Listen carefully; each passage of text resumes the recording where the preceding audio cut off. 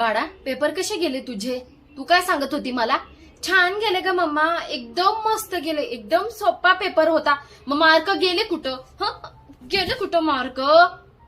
सरांनी मुद्दाम नाही दिले? जाऊ का विचारायला सरांना मी की माझ्या मुलगीने इतके छान पेपर दिले होते, त्यांना मार्क का नाही दिले म्हणून? जाऊ का? पाहिजे तेव्हा तुला कॉफी आणून दिली, दूध आणून दिलं, बदाम खाऊ घातले. काय केलंस तू? काय केलंस तू? मग पडले कस काय इतके कम मार्क तुला? सांग, कस काय कमी पडले? तुझे बहाणे नको देत जाऊ की आई बाकीच्यांना पण कमी मार्क पडले. अगं कुत्रे ते गू खातील. आता फक्त सांगच मात्र तुम्हाला, मम्मी मला हिच्यासोबत फिरायला जायचंय म्हणून. असं जास तू कुत्रे. काय सांगते? मोबाईल? कुठला मोबाईल तुझा? आता तू मगच कुठल्या तोंडाने मोबाईल मागशील? असं ताट हॉलिन ना तुला कुत्रे. ताई लगेच सांगणार, माझ्या पोराला एवढे मार्क पडले, तुमच्या पोरगीला काय मार्क पडले? हा खाते पेड. किती टक्के पडले तुला? 80% पडले.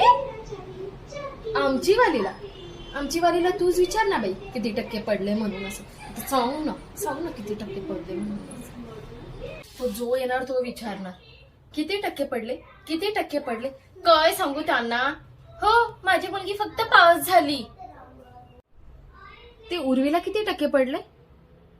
81. बघ गु ख तिथं. अशा मैत्रिणी पकडायला लावल्या होत्या मी तुला. किती वेळेस सांगितलं होतं मी त्या मठ्ठ निकिता सोबत फिरू नको म्हणून. असं श्रावणी सोबत राहा.